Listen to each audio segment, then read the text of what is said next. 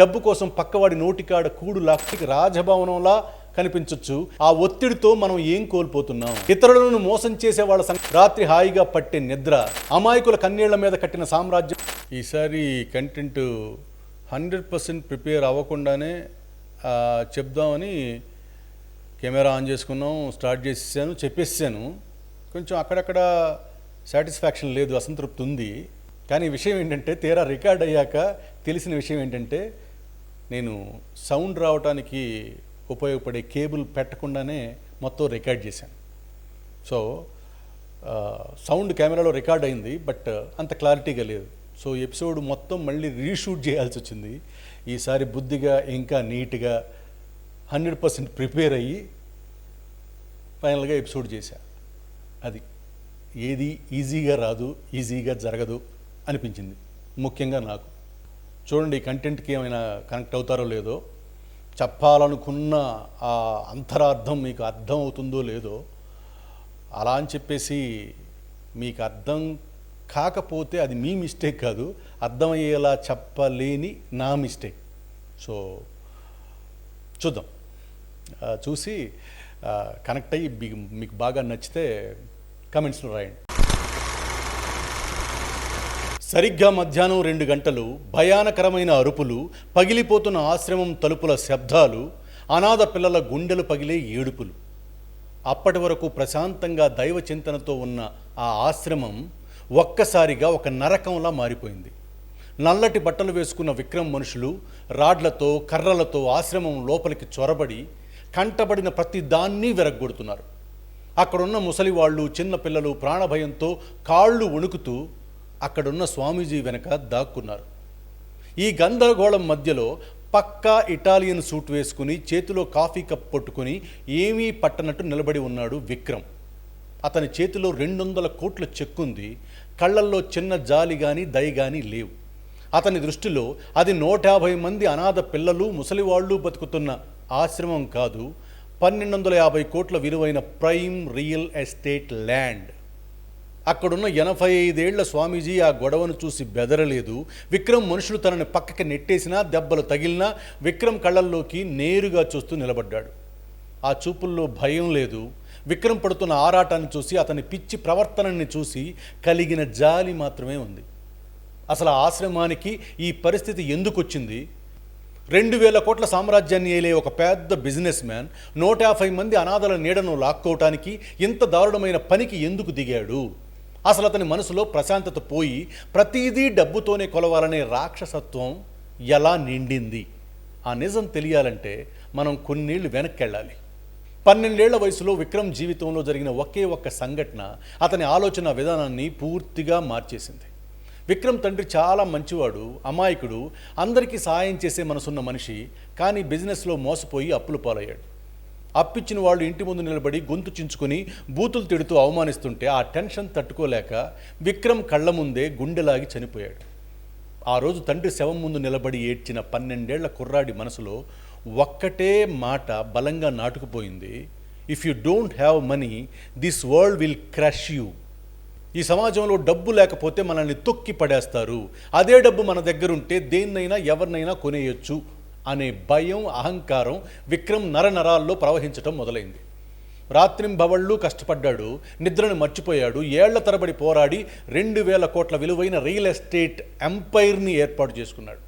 కానీ విచిత్రం ఏంటంటే, ఆ డబ్బు అతనికి నిద్రనివ్వలేదు. ఎక్కడ నా డబ్బు పోతుందో, ఎక్కడ మళ్ళీ రోడ్డును పడిపోతానో అనే భయంతో ప్రతిరోజు రాత్రి 2 స్లీపింగ్ టాబ్లెట్స్ వేసుకుంటే కానీ నిద్ర రాని పరిస్థితి.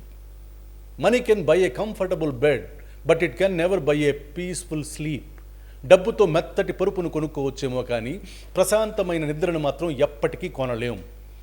ఈ డబ్బు పిచ్చిలో విక్రమ్ తన సొంత తమ్ముడు రోహిత్ను కూడా దూరం చేసుకున్నాడు. చిన్నప్పటి నుంచి అన్నయ్యలో తండ్రిని చూసుకున్న రోహిత్ కంపెనీ పెరుగుతున్న కొద్దీ విక్రమ్కి ఒక కుటుంబ సభ్యుడిలా కాకుండా కేవలం ఆదేశాలు పాటించే ఉద్యోగిలా మారిపోయాడు. కంపెనీ విలువలను కృత్రిమంగా, ఆర్టిఫిషియల్గా పెంచడానికి విక్రమ్ కొన్ని అనుమానాస్పదమైన షేర్ లావాదేవీలు ప్రారంభించినప్పుడు తమ్ముడు రోహిత్ తీవ్రంగా వ్యతిరేకించాడు. అన్నయ్య, మనం సంపాదించాలి, కానీ ఒకరోజు మనమే మన మొహం చూసుకోలేని విధంగా సంపాదించకూడదు అని హెచ్చరించాడు. ఆ మాటకు విక్రమ్ కోపంతో బిజినెస్లో నా మాటకు ఎదురు చెప్పకు, నా మాట వినేలాగైతే కంపెనీలో ఉండు, లేదంటే బయటికి వెళ్ళిపో అని అందరి ముందు అవమానించాడు.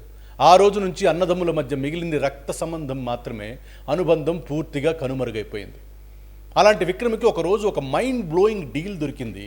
సిటీ చివరిలో ఉన్న 100 ఎకరాల భూమి, ఒక్కో ఎకరం మార్కెట్ విలువ 12.5 కోట్లు, మొత్తం 1250 కోట్ల విలువైన ప్రైమ్ రియల్ ఎస్టేట్. కానీ ఆ భూమిని విక్రమ్కి అమ్మడానికి వచ్చిన వ్యక్తి కేవలం 200 కోట్లకే ఇచ్చేస్తానన్నాడు. కారణం, 80 ఏళ్ల క్రితం అతని తాత ఆ భూమిని ఒక ఆశ్రమం నడుపుకోవడానికి దానంగా ఇచ్చాడు. అయితే దానికి సంబంధించిన పాత ఒరిజినల్ పత్రాల్లో కొన్ని ఇప్పటికీ ఆ కుటుంబం పేరుతోనే ఉన్నాయి. ఇప్పుడు ఆ పెద్ద మనిషి మనవడు ఆ పత్రాల్లోని లీగల్ లూప్ హోల్స్ని ఉపయోగించుకొని, నాకు 200 కోట్లు ఇస్తే చాలు, ఆ ప్రాపర్టీ నీ పేరు మీద రాసేస్తాను, అక్కడి వాళ్ళను ఖాళీ చేయించుకునే పూచి నీది అని విక్రమ్ దగ్గరికి వచ్చాడు. దానంగా ఇచ్చిన భూమిని తిరిగి లాక్కోవటం, అది అనాథ పిల్లలు, వృద్ధులు ఆశ్రయం పొందుతున్న స్థలాన్ని ఆక్రమించటం న్యాయం కాదని విక్రమ్కు తెలుసు. కానీ అతని సిద్ధాంతం ఒక్కటే, in business ethics are for the weak. వ్యాపారంలో నీతులు మాట్లాడేది కేవలం బలహీనులు మాత్రమే. మనవడికి 200 కోట్లు ఇచ్చి ఆశ్రమానికి మరో 100 కోట్లు పరిహారంగా ఇస్తే మొత్తం ఖర్చు 300 కోట్లు, 1250 కోట్ల భూమిలో తనకు మిగిలేది 950 కోట్లు లాభం. డబ్బుతో పని జరిగే చోట అనవసరంగా గొడవలు పట్టడం విక్రమ్ స్టైల్ కాదు. బయట తనకి చెడ్డ పేరు రాకుండా ఆ 85 ఏళ్ల స్వామీజీకి డబ్బు ఆశ చూపించి ఆశ్రమాన్ని ఖాళీ చేయించి డీల్ని సైలెంట్గా క్లోజ్ చేయడానికి స్వయంగా అక్కడికి బయలుదేరాడు. విక్రమ్ పర్సనల్ గార్డ్స్తో ఆశ్రమంలోకి అడుగుపెట్టాడు. ఎదురుగా 85 ఏళ్ల స్వామీజీ ఒక చిన్న పిల్లవాడికి అన్నం వడ్డిస్తూ కనిపించాడు. విక్రమ్ నేరుగా పాయింట్కి వచ్చేశాడు. లీగల్ పేపర్లు స్వామీజీ ముందు పడేసి మాట్లాడాడు. స్వామీజీ, ఈ స్థలానికి సంబంధించిన ఒరిజినల్ డాక్యుమెంట్లు నా దగ్గర ఉన్నాయి. లీగల్గా ఈ స్థలం నాది, మీరు ఖాళీ చేయాలి. కానీ నేను రాక్షసుడిని కాదు. ఇదిగో ఈ 100 కోట్ల చెక్ తీసుకోండి, వేరే చోట దీనికంటే పెద్ద ఆశ్రమం కట్టుకోండి అని విక్రమ్ చెక్ని ముందుకు జరిపాడు. స్వామీజీ ప్రశాంతంగా ఆ చెక్కు వైపు చూసి చిరునవ్వుతో తిరస్కరించి, ఈ స్థలం నీది కాదు, నాది కాదు, ఇక్కడ ఆశ్రయం పొందుతున్న 150 మంది అనాథ పిల్లలకు, వృద్ధులకు నీడను ఇవ్వమని ఆ భగవంతుడే నన్ను ఇక్కడ కూర్చోబెట్టాడు. ఆయన నన్ను ఇక్కడ నిలబెట్టినంత కాలం ఈ పిల్లల నీడను కాపాడటం నా బాధ్యత. అందుకే నీ 100 కోట్ల ఆఫర్కి నేను తల వంచలేను అని స్వామీజీ మెల్లగా ప్రశాంతంగా చెప్పాడు. విక్రమ్ అహంకారం దెబ్బతింది. ఇంకో 100 కోట్లు పెంచుతున్నాను, మొత్తం 200 కోట్లు. ఈ వయసులో నీకు ఇంతకంటే ఏం కావాలి స్వామీజీ అని బిగ్గరగా అరిచాడు. స్వామీజీ మళ్ళీ ప్రశాంతంగా నవ్వి, రూపాయి ఇచ్చినా 200 కోట్లు ఇచ్చినా నా సమాధానం ఒక్కటే నాయనా, కుదరదు అన్నాడు. విక్రమ్కి సహనం నశించింది. నేను ప్రేమగా చెప్తుంటే నీకు అర్థం కావడం లేదు, డబ్బుతో రానిది బలంతో ఎలా తెచ్చుకోవాలో నాకు బాగా తెలుసు అని పక్కనున్న గార్డ్స్కి సైగ చేశాడు. బయటన్న తన రౌడీలు లోపలికి వచ్చి ఆశ్రమంలో ఉన్న సామాన్లు విరగొట్టడం, పిల్లల్ని భయపెట్టడం మొదలుపెట్టారు. అప్పుడు స్వామీజీ అడ్డుపడి, ఆగండి, ఎవరిని బాధించొద్దు, మేము వెళ్ళిపోతాం అని గట్టిగా చెప్పాడు. విక్రమ్ గెలుపు నవ్వుతో, ఇదేదో ముందే చేస్తుంటే గొడవ జరిగేది కాదు కదా, ఇదిగో 200 కోట్ల చెక్కు తీసుకుని ప్రశాంతంగా వెళ్ళిపోండి అని చెక్ ఇవ్వబోయాడు. స్వామీజీ ఆ చెక్కును కనీసం కంటితో కూడా చూడకుండా పక్కకి నెట్టేశాడు. మేమిక్కడ ఉండాలనుకున్నది ఈ ఆస్తి కోసం కాదు, ఇన్నాళ్ళు మేము ఇక్కడ ఉండాలన్నది ఆ దేవుడి సంకల్పం. కానీ ఈరోజు ఇక్కడ ఉండటం వల్ల నా వాళ్ళకి బాధ కలుగుతోంది అంటే మేము వెళ్ళిపోవటం ఆ భగవంతుని సంకల్పం ఏమో, అందుకే వెళ్ళిపోవాలనుకుంటున్నాం. ఇన్నాళ్ళు మాకు తిండి నీడ కల్పించిన ఆ దేవుడు రేపు ఇంకో చెట్టు నీడనైనా మాకు ఆశ్రయం ఇస్తాడు. ఆ దేవుడి మీద నమ్మకం లేని రోజు నీ 200 కోట్ల చెక్కు మాకు అవసరం అవుతుంది. ఆ మాట వినగానే విక్రమ్ గుండెల్లో ఏదో తెలియని చిన్న దెబ్బ తగిలినట్లయింది. ఆశ్రమంలో ఉన్న వాళ్ళంతా ఏడుస్తూ స్వామీజీ వెనకాల బయటకు నడవడం మొదలుపెట్టారు. సరిగ్గా అదే క్షణంలో విక్రమ్ జేబులో ఉన్న ఫోన్ మోగింది. ఫోన్ తీసి చూశాడు. తన పర్సనల్ అసిస్టెంట్ కాల్ చేస్తుంది. విక్రమ్ చిరాగ్గా ఫోన్ తీసుకొని చెవి దగ్గర పెట్టుకున్నాడు. అవతలి వైపు వినిపించిన మాటలతో అతని మొహం క్షణాల్లో తెల్లబడిపోయింది. సార్, మన కంపెనీలో జరిగిన నకిలీ షేర్ల వ్యవహారం బయటపడిపోయింది సార్. మీ తమ్ముడు రోహిత్ సారు, సిఎఫ్ఓ ఇద్దరూ కలిసి ఆధారాలని కంపెనీ బోర్డుకి, ప్రభుత్వ అధికారులకు ఇచ్చేశారు. బోర్డు మీ అధికారాలన్నింటినీ నిలిపివేసింది. ఇప్పటి నుంచి కంపెనీ మీద మీకు ఎలాంటి కంట్రోల్ లేదు. మీ బ్యాంక్ అకౌంట్స్ కూడా నిలిపివేశారు. అధికారులు మిమ్మల్ని విచారణకు పిలవబోతున్నారు సార్. విక్రమ్ చేతిలోని ఫోన్ జారి నేలపై పడిపోయింది. అతను నిర్మించిన 2000 కోట్ల సామ్రాజ్యం ఒక్క క్షణంలో చెయ్యి జారిపోతుంది అనిపించింది. చిన్నతనంలో ఏ పేదరికానికైతే భయపడ్డాడో, ఏ శూన్యంలోకి మళ్ళీ పడిపోకూడదని రాత్రింబవళ్ళు పోరాడాడో, అదే శూన్యం మళ్ళీ తన ముందుకు వచ్చిందని అతనికి అనిపించింది. నా డబ్బు పోయింది, నా కంపెనీ పోయింది, నేను మళ్ళీ రోడ్డును పడిపోతాను అనే ఆలోచన అతని మెదడులో పదే పదే తిరగటం మొదలైంది. అతని శ్వాస ఒక్కసారి వేగం మారింది, చేతులు వణికాయి, గుండె బలంగా కొట్టుకుంటుంది, ఛాతీ బిగుసుకుపోయింది. తన చుట్టూ ఉన్న ప్రపంచం తిరుగుతున్నట్లు అనిపించింది. అలాగే నిల్చున్న చోట ఒక్కసారిగా అరుస్తూ కూలబడిపోయాడు. అతని సెక్యూరిటీ గార్డ్స్ వెంటనే అంబులెన్స్కి ఫోన్ చేశారు. కానీ ఏం చేయాలో తెలియక అతని చుట్టూ నిలబడిపోయారు. వెళ్ళిపోతున్న స్వామీజీ ఆ అరుపులు విని వెనక్కి తిరిగాడు. క్షణం క్రితం తన ఆశ్రమాన్ని నాశనం చేసిన విక్రమ్ ఇప్పుడు నేల మీద పడి ఊపిరి కోసం కొట్టుమిట్టాడుతున్నాడు. స్వామీజీ ఒక్క క్షణం కూడా ఆలోచించలేదు. పరిగెత్తుకుంటూ వచ్చి విక్రమ్ శ్వాసని, గుండెని పరీక్షించాడు. విక్రమ్ శ్వాస తీసుకోవటం లేదు, గుండె కూడా కొట్టుకోవటం లేదు. వెంటనే అతన్ని నేలపై వెలికలుగా పడుకోబెట్టి ఛాతీ మధ్య 2 చేతులు ఉంచి బలంగా సిపిఆర్ చేయడం ప్రారంభించాడు. అక్కడున్న వాళ్ళంతా భయంతో చూస్తూ ఉండిపోయారు. విక్రమ్ అదృష్టం ఏంటంటే సన్యాసం స్వీకరించడానికి ముందు స్వామీజీ ఒక ప్రముఖ గుండె వైద్యుడు. ఎన్నో సంవత్సరాలు డాక్టర్గా పనిచేసి పేరు, డబ్బు 2 సంపాదించాడు. కానీ ఎంత సంపాదించినా తనకు మనశ్శాంతి దొరకడం లేదని గ్రహించాడు. చివరకు డబ్బు కోసం, కీర్తి కోసం పరిగెత్తే జీవితాన్ని వదిలేసి అనాథ పిల్లలు, వృద్ధులకు సేవ చేయడానికి ఈ ఆశ్రమానికి వచ్చాడు. సన్యాసం స్వీకరించాడు, స్వామీజీ అయ్యాడు. అయితే ఆయన వైద్యాన్ని వదిలిపెట్టలేదు. వైద్యాన్ని డబ్బు సంపాదించే మార్గంగా చూడటం మాత్రమే వదిలేశాడు. ఆశ్రమంలో పిల్లలు, వృద్ధుల కోసం అవసరమైన మందులు, ఆక్సిజన్, ఎమర్జెన్సీ మెడికల్ కిట్స్తో ఒక చిన్న మెడికల్ రూమ్ని కూడా ఏర్పాటు చేశాడు. ఇప్పుడు ఆ మెడికల్ రూమ్కి విక్రమ్ని వెంటనే తీసుకెళ్లారు. స్వామీజీ ఆక్సిజన్ పెట్టాడు. గుండెకి షాక్ ఇచ్చే మిషన్తో విక్రమ్కి షాక్ ఇవ్వటం స్టార్ట్ చేశాడు. విక్రమ్ శరీరం ఒక్కసారిగా కదిలింది. స్వామీజీ మళ్ళీ అతని గుండెను పరీక్షించాడు. కొన్ని క్షణాల తర్వాత విక్రమ్ గుండె మళ్ళీ కొట్టుకోవడం ప్రారంభించింది. అతను నెమ్మదిగా శ్వాస తీసుకున్నాడు. స్వామీజీ అతనికి అవసరమైన ఎమర్జెన్సీ ట్రీట్మెంట్ ఇచ్చి గుండె వేగం మామూలు స్థితికి వచ్చే వరకు పక్కనే ఉండి గమనించాడు. కొద్దిసేపటి తర్వాత విక్రమ్ నెమ్మదిగా కళ్ళు తెరిచాడు. ఎదురుగా స్వామీజీ కనిపించారు. తన ఆశ్రమాన్ని నాశనం చేయడానికి వచ్చిన వ్యక్తి అని కూడా ఆలోచించకుండా స్వామీజీ తన వైద్యానుభవాన్ని ఉపయోగించి అతని ప్రాణాలను కాపాడాడు. విక్రమ్ సెక్యూరిటీ గార్డ్స్ బయటపడిపోయిన విక్రమ్ ఫోను, 200 కోట్ల చెక్కు, భూమికి సంబంధించిన పేపర్స్ తీసుకొచ్చి గదిలో ఒక టేబుల్ పైన ఉంచారు. విక్రమ్ ఆ చెక్, పేపర్స్ వైపు చూశాడు. ఆ తర్వాత తన పక్కన కూర్చున్న స్వామీజీ వైపు చూశాడు. డబ్బు కోసం తాను స్వామీజీ ఆశ్రమాన్ని నాశనం చేయడానికి వచ్చాడు. కానీ స్వామీజీ ఆ డబ్బును ఒక్కసారి కూడా చూడకుండా తన ప్రాణాలని కాపాడాడు. ఆ నిజం విక్రమ్ మనసుని బలంగా తాకింది. అతని కళ్ళల్లో నీళ్లు తిరిగాయి. విక్రమ్ నెమ్మదిగా స్వామీజీ వైపు తిరిగి ఒక ప్రశ్న అడిగాడు. నా ప్రాణం పోయి ఉంటే ఈ భూమి మళ్ళీ మీకే దక్కిపోయేది కదా స్వామీజీ. మిమ్మల్ని, ఈ పిల్లల్ని, వృద్ధుల్ని బలవంతంగా రోడ్డు మీదకి పంపడానికి వచ్చిన నన్ను మీరు ఎందుకు కాపాడారు అని అడిగాడు. స్వామీజీ ప్రశాంతంగా అతని భుజం మీద చేయి వేశాడు. నా కంటికి నువ్వు నన్ను నాశనం చేయడానికి వచ్చిన శత్రువులా కనిపించలేదు నాయన. డబ్బు పోతుందనే భయంతో ఊపిరాడక చచ్చిపోతున్న ఒక మనిషిలా కనిపించావు. నేను కాపాడింది నన్ను నాశనం చేయడానికి వచ్చిన ఓ బిజినెస్ మ్యాన్ని కాదు, ఆ 100 కోట్ల అహంకారం వెనక భయంతో ఏడుస్తున్న నీలోని మనిషిని. ఆ మాట వినగానే విక్రమ్ తల వంచుకున్నాడు. స్వామీజీ శత్రువు కనిపించాల్సిన చోట కూడా ఒక మనిషిని చూశాడు. కానీ తాను మాత్రం మనుషులు కనిపించాల్సిన ప్రతి చోట కేవలం ఆస్తుల్ని చూశానని అతనికి మొదటిసారి అర్థమైంది. నా దగ్గర 1000 కోట్లు ఉన్నాయనుకున్నాను స్వామీజీ. కానీ క్షణం క్రితం నా ప్రాణం పోతుందన్న భయంలో ఉన్నాను. ఈ ఆస్తి కోసం, నా 1000 కోట్ల సామ్రాజ్యం కోసం నాతో కలిసి ఒకే కంచంలో అన్నం తిన్న నా సొంత తమ్ముడే నన్ను మోసం చేశాడు. నేను కూడా ఆ డబ్బు పిచ్చిలోనే మీ ఆశ్రమాన్ని నాశనం చేయడానికి వచ్చాను. కానీ మీరు, మీ ముందర 200 కోట్లు చెక్ పడి ఉన్నా కంటితో కూడా చూడలేదు. నా ప్రాణాలని కాపాడారు. బయట ప్రపంచమంతా ఈ ఆస్తి కోసం ఒకరినొకరు చంపుకుంటుంటే మీరు మాత్రం ఇన్ని కోట్లు గడ్డి పరకని వదిలేసినట్లు వదిలేశారంటే అంత గొప్ప మనసు మీకు ఎక్కడి నుంచి వచ్చింది? మీ కాళ్ళ దగ్గరకు వచ్చిన ఇంత డబ్బుని వదులుకోవడం అంటే ఎంత పెద్ద త్యాగమో తెలుసా స్వామీజీ అని అడిగాడు. స్వామీజీ ప్రశాంతంగా నవ్వాడు. త్యాగం చేస్తున్నది నేను కాదు నాయన, నువ్వు నీలా ఈ డబ్బు వెంట పరుగులు పెట్టే వాళ్లే త్యాగం చేస్తున్నారు అని ప్రశాంతంగా అన్నాడు. విక్రమ్కి స్వామీజీ చెప్పింది అర్థం కాలేదు. మేం త్యాగం చేయటం ఏంటి స్వామీజీ అని ఆశ్చర్యంగా అడిగాడు. స్వామీజీ మళ్ళీ ప్రశాంతంగా, ఈ లోకంలో ఉండేవి 2 నాయన, 1 రత్నాలు, 2 రాళ్ళు. మనశ్శాంతి, భయం లేని ప్రశాంతమైన నిద్ర, పక్కవాడిని ప్రేమిస్తూ బ్రతికే మానవత్వం, ఈ క్షణంలో జీవించే స్వేచ్ఛ అంటే ప్రజెంట్లో ప్లెజెంట్గా ఉండటం, ఇవి వెలకట్టలేని రత్నాలు. కోట్లు ఉన్నా వెంటాడే భయం, రాత్రిళ్ళు నరకం చూపించే ఆందోళన, పక్కవాడి గొంతు కోసైనా సంపాదించాలనే రాక్షసత్వం, ఉన్నది ఎక్కడికి పోతుందోనన్న అశాంతి, ఇవన్నీ చేతికి గుచ్చుకునే రక్తం కార్చే గులకరాళ్ళు లాంటివి. నువ్వు రోజంతా దేనికోసం పరిగెడుతున్నావు? రాళ్ల కోసమా, రత్నాల కోసమా?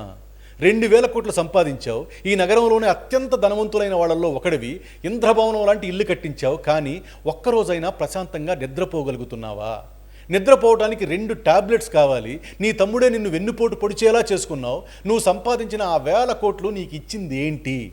ప్రశాంతతన కాదు, భయంకరమైన అశాంతిని, ఆందోళనని. అంటే నీ చేతిలో ఉన్నవి నిన్ను నిత్యం గాయపరిచే పొదునైన గులకరాళ్ళు మాత్రమే. మరి మా దగ్గర ఉన్నదేంటో తెలుసా? మేము నేల మీద పడుకోవచ్చు, కానీ మాకు రాత్రిళ్ళు ప్రశాంతమైన నిద్ర ఉంది. రేపు పొద్దున్న మా దగ్గర తినడానికి తిండి లేకపోయినా, ఈ ఆశ్రమం ఊడిపోయినా ఆ భగవంతుడు మమ్మల్ని కాపాడతాడనే భయం లేని ప్రశాంతత ఉంది. ఆ ప్రశాంతత అనే రత్నాన్ని మేము గట్టిగా పట్టుకొని ఉన్నాం. విక్రమ స్వామీజీ చెప్పేదంతా జాగ్రత్తగా వింటున్నాడు. నువ్వు పక్కా బిజినెస్ మ్యాన్వి కదా, ఇప్పుడు నువ్వు చెప్పు, రత్నం లాంటి ప్రశాంతతని మా దగ్గరే ఉంచుకొని గులకరాళ్ళ లాంటి ఈ ఆస్తిని 200 కోట్ల కాగితపు ముక్కల్ని వదిలేస్తే అది త్యాగం ఎలా అవుతుంది నాయనా? కానీ ఇదంతా అర్థం చేసుకోలేని మీలాంటి వాళ్ళందరూ మేమేదో సంపదల్ని, సుఖాలని, భోగాల్ని త్యాగం చేసి బతుకుతున్నాం అనుకుంటున్నారు. కానీ నిజానికి ప్రశాంతతని, మనశ్శాంతిని అనుభవిస్తున్న మేము నిజమైన భోగులం. కానీ ఆ మనశ్శాంతి విలువేంటో తెలియక ఆరోగ్యాన్ని, జీవితాన్ని, మనశ్శాంతిని పోగొట్టే ఆ రాళ్ల వెంట పరిగెడుతున్న మీరు అసలైన త్యాగులు. కాబట్టి త్యాగం చేస్తున్నది మీరు, మేము కాదు. చిల్ల పెంకుల కోసం పరిగెడుతూ వజ్రాల్ని వదిలేసుకుంటుంది మీరు, మేము కాదు. ఆ మాటల్లో ఉన్న నిజం, ఆ నిజంలో దాగి ఉన్న వెటకారం విక్రముని షాక్కి గురి చేసింది. కానీ అయోమయంలోనే ఉన్నాడు. స్వామీజీ విక్రమ అయోమయాన్ని గమనించి ఇంకాస్త అర్థమయ్యేలా చెబుదామని అనుకున్నాడు. నాయన, దేవతలందరికీ అధిపతి, స్వర్గానికి రాజు అయిన ఇంద్రుడి గురించి ఒక్కసారి ఆలోచించు. ఆయన నివసించేది సాధారణమైన భవనంలో కాదు, దివ్యమైన స్వర్గలోకంలో. అక్కడ బంగారు తలుపులు ఉన్నాయి, వజ్రాలతో అలంకరించిన గోడలు ఉన్నాయి, కూర్చోవడానికి రత్నాల సింహాసనం ఉంది, కోరికలన్నీ తీర్చడానికి కల్పవృక్షం ఉంది, అడిగినంత సంపదనిచ్చే కామధేనువు ఆయన దగ్గరే ఉంది, ఆకాశంలో ప్రయాణించే దివ్యమైన గుర్రం ఉంది, తెల్లని ఐరావతం ఉంది, రంభ, ఊర్వశి, మేనక వంటి అప్సరసలు ఆయన సభలో నృత్యం చేస్తుంటారు. చివరికి తాగితే చావు లేకుండా చేసే అమృతం కూడా ఆయన చేతుల్లోనే ఉంది. ఈ ప్రపంచంలో ఒక మనిషి కోరుకునే సంపద, అధికారం, సుఖం, భోగం అన్నీ ఆ ఇంద్రుడి దగ్గర ఉన్నాయి. ఇవన్నీ ఉన్నప్పుడు ఇంద్రుడి కంటే సంతోషంగా, ప్రశాంతంగా జీవించే వ్యక్తి సృష్టిలో మరొకరు ఉండరని మనకు అనిపిస్తుంది. కానీ నిజంగా ఇంద్రుడికి మనశ్శాంతి ఉందా? లేదు.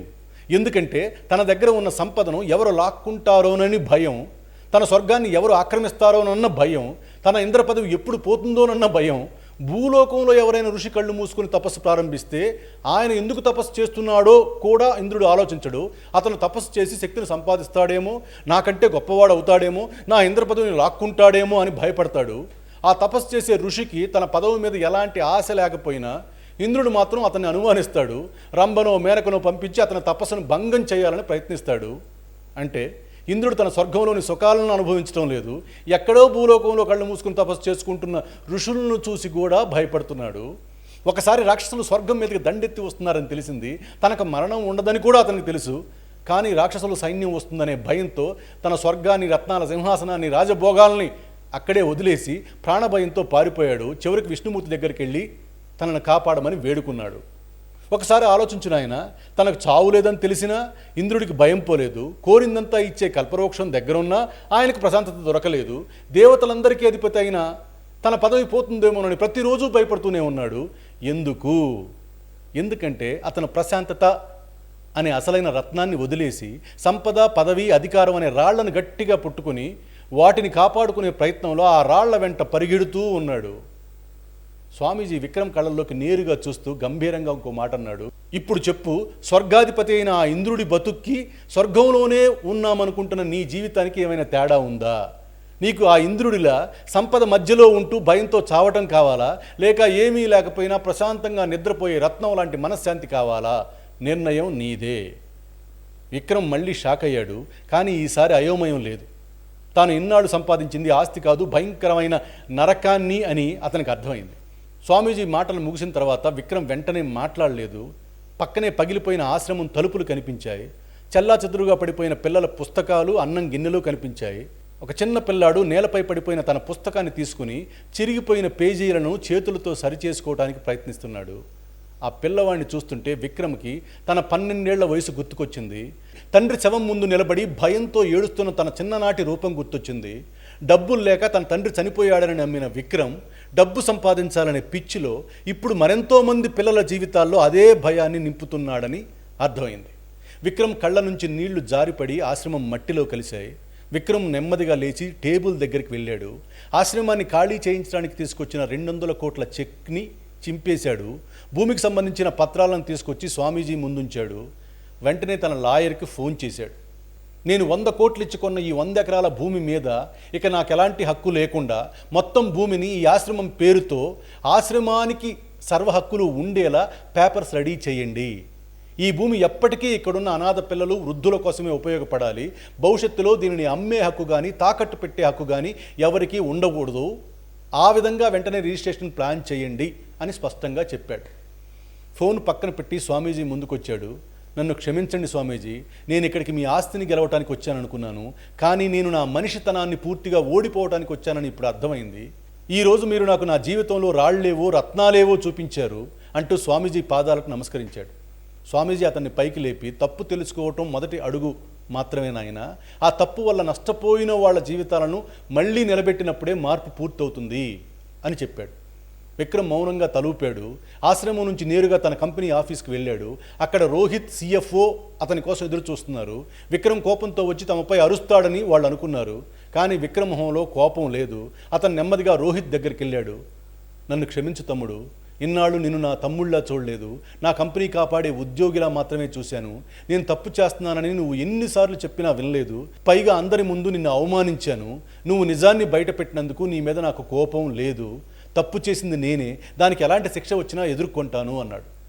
విక్రమ్ మాటలు విన్న తమ్ముడు రోహిత్ కళ్ళల్లో నీళ్లు తిరిగాయి.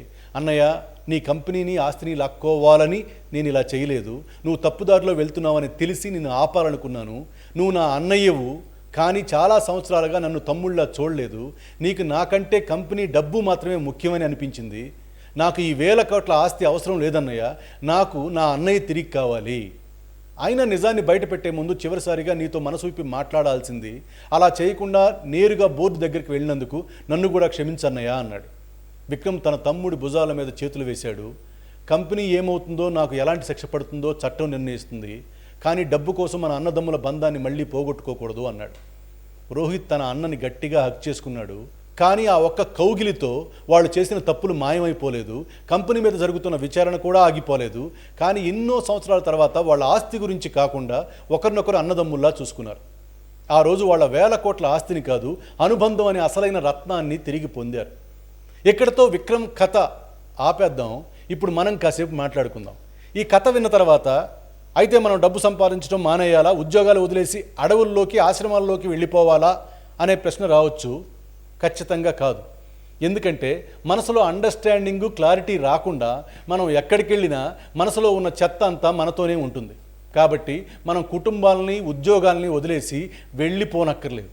వెళ్ళినా ఉపయోగం ఉండదు. మన కుటుంబాన్ని కాపాడుకోవడానికి, పిల్లల భవిష్యత్తు నిర్మించడానికి, ఆత్మగౌరవంతో జీవించడానికి డబ్బు అవసరం. మన సొంత కష్టంతో ఎవరికి అన్యాయం చేయకుండా సంపాదించే ప్రతి రూపాయికి విలువ ఉంటుంది. కానీ డబ్బు కోసం పక్కవాడి నోటికాడ కూడు లాక్కోవటం సంపాదన కాదు, రాక్షసత్వం.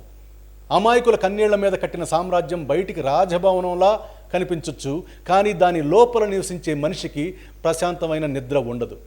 ఇతరులను మోసం చేసే వాళ్ళ సంగతి పక్కన పెడితే, సామాన్యులు అయిన మనం కూడా ఒకసారి మన పరుగును గమనించాలి. పక్కన వాళ్ళతో పోల్చుకొని ఆ పరుగు పందెంలో పరిగెడుతూ ఆ ఒత్తిడితో మనం ఏం కోల్పోతున్నాం?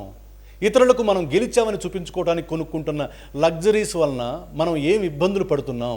మనతో మాట్లాడాలని ఎదురు చూసే మన వాళ్ళ సమయం, పిల్లల నవ్వు, మన ఆరోగ్యం, భయం లేని నిద్ర, ప్రశాంతంగా పీల్చే శ్వాస, ఇవే మన చేతుల్లో ఉన్న వెలకట్టలేని రత్నాలు.